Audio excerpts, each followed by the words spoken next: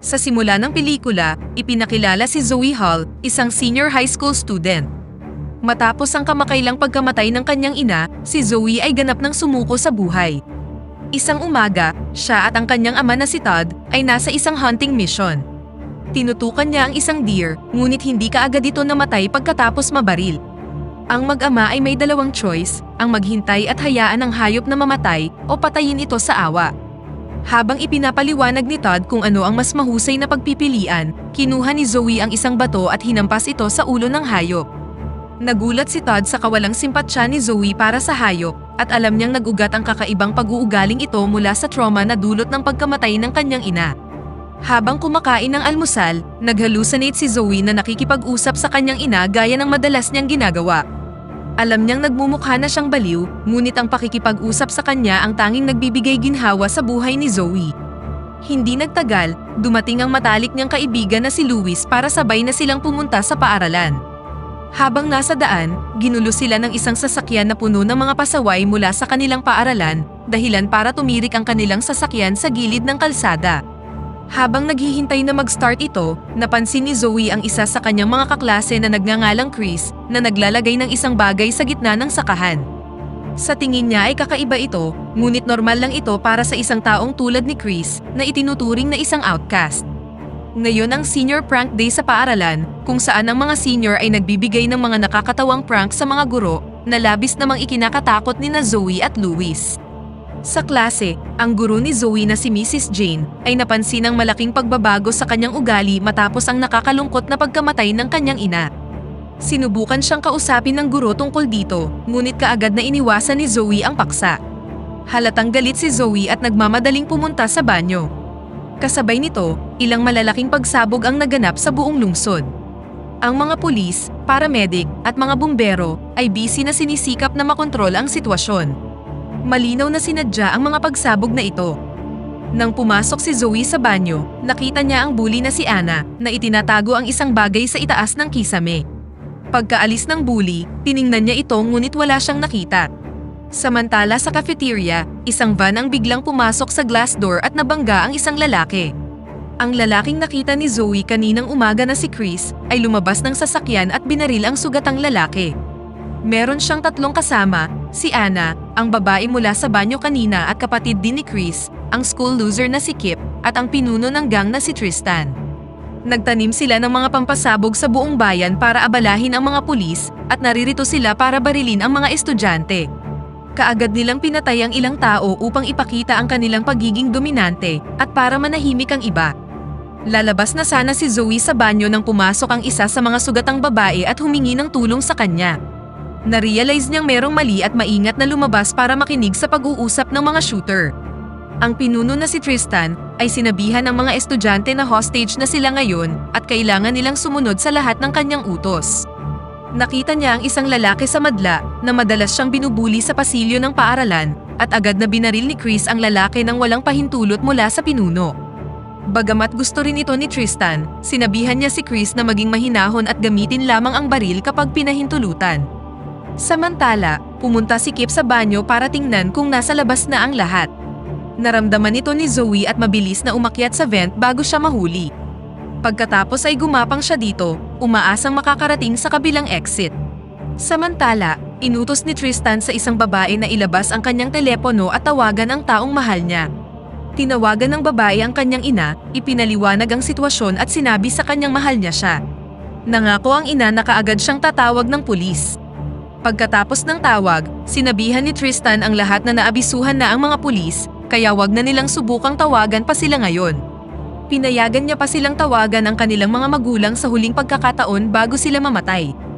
Ginawa ng grupo ang utos at nagpadala ng nakakaiyak na paalam sa kanilang mga mahal sa buhay kung sakaling hindi sila makauwi ngayong araw.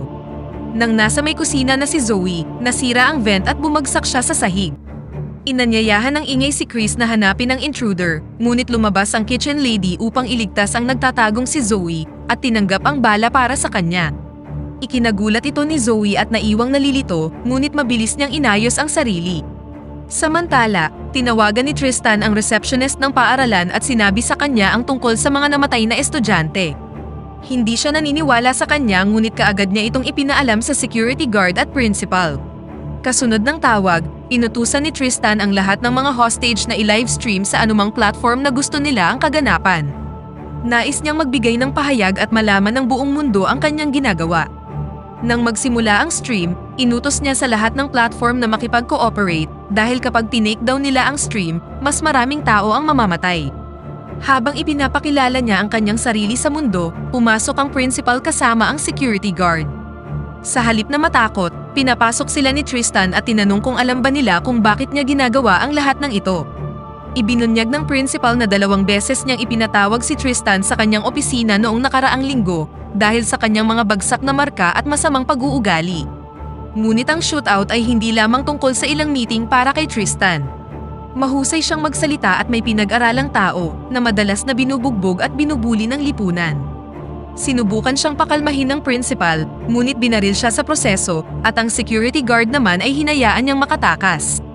Nabunyag na si Luis ang may pinakamaraming live viewers sa mga hostage, kaya ginawa siyang primary cameraman ni Tristan at dinala siya sa harapan. Samantala, pumunta si Zoe sa bawat classroom upang i-alerto sila sa nangyayaring sitwasyon. Habang itinataboy siya ng ilang guro, sa pag-aakalang isa lang itong prank, ang iba naman ay naniwala sa kanya. Dahil wala siyang maraming oras, pinaring ni Zoe ang fire alarm upang kusa nang lumabas ang lahat. Gayunpaman, si Anna, na nasa electrical room, ay pinatay ang bantay at isinara ang lahat ng switch. Pinahinto nito ang fire alarm at ang lahat ng lumabas ay bumalik na sa kanilang mga classroom. Inanunsyo ng receptionist mula sa mga speaker na naka-lockdown ang paaralan at inutos sa mga estudyante na huwag silang lalabas ng classroom.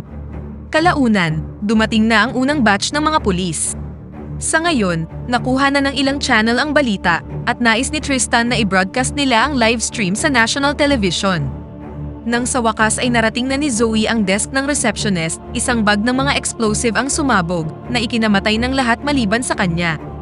Nag-hallucinate siya sa kanyang ina na nakikipag-usap sa kanya na sinasabi sa kanyang hindi totoo ang mga nangyayari. Hindi nagtagal, biglang nagpakita si Anna sa lugar, kaya nagkunwaring patay si Zoe. Pagkatapos niyang lumayo, kinatok ni Zoe ang bawat classroom upang ipagpatuloy ang pag-aalerto sa mga tao. Gayunpaman, narinig siya ni Anna at hinanap ang ingay. Sinubukang tumakas ni Zoe ngunit nabaril ang kanyang binti sa proseso. Napunta ang 2 babae sa teacher's room na puno ng mga lobo na inayos ng mga estudyante bilang isang prank. Nagtago si Zoe sa loob ng silid at umatake ng malapit na si Anna. Matapos ang kaunting pakikibaka, nagawa niyang patayin si Anna. Samantala, nalaman ng pulisya ang tungkol sa background at address ng pamilya ni Tristan.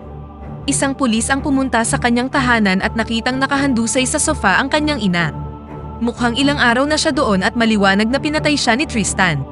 Samantala sa paaralan, ginawang in charge ni Tristan si Chris at pagkatapos ay pumunta siya sa isang Spanish class. Inutusan siya ng magandang guro na huminto, ngunit bilang sagot, pinahubad niya ang kanyang pang-itaas. Nag-aatubili siyang tumayo sa harap ng kamera habang pinapanood ng libu-libong tao sa live stream. Pagkatapos, narinig ni Todd ang balita tungkol sa pamamaril at nagmamadaling pumunta sa paaralan sakay ng kanyang truck. Sa ngayon, marami ng mga magulang, mga pulis, at mga reporter ang nagtipon sa labas. Nagsimulang marinig ni Chris ang mga boses sa kanyang ulo na siyang pangunahing dahilan kung bakit siya sumama kay Tristan sa misyon. Inutusan siya ng boses na paputukan ang mga pulis na nasa labas. Naakit ng ingay ang atensyon ni Tristan at bumalik siya sa cafeteria, kasama ang Spanish teacher at kanyang mga estudyante. Ilang sandali pa, nakasalubong ni Kip si Zoe at sinundan siya sa likod habang pinapaputukan siya. Napunta sila sa isang madulas na pasilyo kung saan inatake siya ni Zoe gamit ang fire extinguisher at pinatumba siya. Pagkatapos ay dinala niya si Kip sa auditorium at ipinosas siya sa isang upuan. Muling nagpakita ang kanyang ina at pinag-usapan kung paano siya pinipigilan ni Zoe na tuluyang mamatay dahil hindi niya ito mabitawan. Nang magising si Kip, nakita niya itong kinakausap ang sarili at agad na ipinagpalagay na katulad niya din ito. Tinanong ni Zoe kung bakit siya nasangkot sa pamamaril at dito nabunyag na hinubaran siya sa harap ng assembly noong middle school. Mula noon, lagi na siyang pinagtatawanan ng mga tao.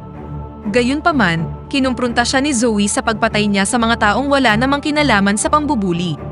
Binanggit din ni Zoe na mas maraming tao na ang mag-uusap tungkol sa nangyari noon sa assembly kapag nalaman nilang sangkot siya sa pamamaril. Tila nag-trigger ang komento sa kanyang trauma na nagpagising sa kanya mula sa lahat ng mga propaganda na ipinakain sa kanya ni Tristan. Lumabas si Zoe upang kunin ang baril ni Kip at nakasalubong si Mrs. Jane kasama ang kanyang mga estudyante sa labas. Nakita ng guro ang baril at ipinagpalagay na isa ring shooter si Zoe, ngunit mabilis niyang ipinaliwanag na hindi siya kabilang sa kanila.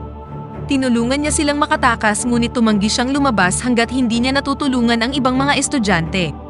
Sinamahan din siya ni Mrs. Jane bago sila pumunta sa library. Isang nailigtas na estudyante ang nagsabi kay Todd na tinulungan sila ng kanyang anak at nanatili siya sa paaralan para tulungan ang iba. Mabilis na nalaman ni Tristan na may tumutulong sa mga estudyanteng makatakas. Tinawagan niya ang numero ni Anna at hiniling na makausap ang taong nasa likod ng lahat ng ito. Matapang na sinabi sa kanya ni Zoe na pinatay niya si Anna.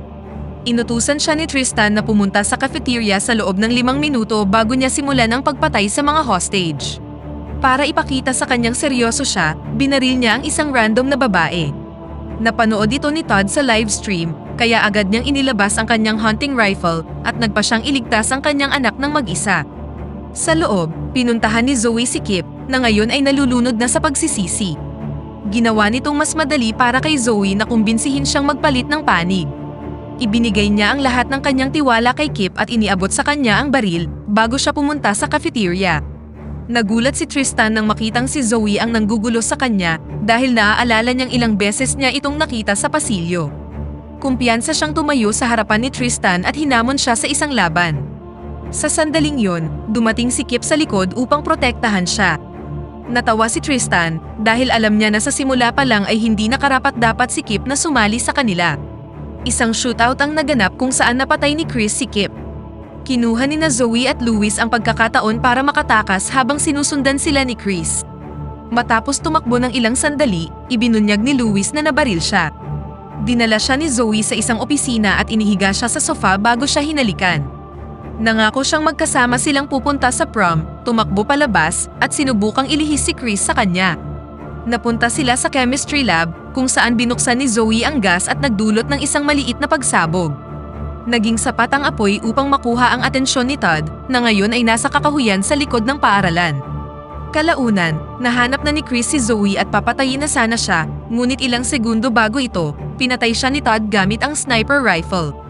Pagkatapos nito ay nahanap siya ng mga pulis at inaresto, ngunit nakahinga siya ng maluwag nang mailigtas ang kanyang anak na babae. Tinawagan ni Tristan si Chris sa kanyang telepono ngunit sinagot ito ni Zoe. Ipinadala ni Zoe kay Tristan ang larawan ng bangkay ni Chris at tinanong siya kung ano ang tingin niya dito. Nakita ni Tristan na nabigo ang kanyang buong plano ngayong nag-iisa na lang siya. Bilang huling paraan, pumasok siya sa van at nag-trigger ng isang explosive. Sa tawag, sinabi ni Zoe na walang kwenta ang kanyang mga pinaghirapan. Gusto niyang patunayan ang isang punto sa mga tao, ngunit sa halip na si Tristan, si Zoe ang maaalala ng publiko. Na-realize ni Tristan na totoo ito at nawala na sa katinuan. Pumili siya ng isang lalaki mula sa mga hostage, dinala siya sa rooftop at iniwan ng iba. Bumalik si Zoe sa cafeteria, kung saan nakita niyang may 40 segundo na lang ang bomba. Pinatakbo niya palayo ang mga hostage at mabilis na dinala sa labas ang van. Sa kabutihang palad, ang mga sumunod na pagsabog ay hindi nakasakit ng sinuman. Pagkatapos ay bumalik siya sa pasilyo, kung saan inaresto siya ng isang SWAT officer.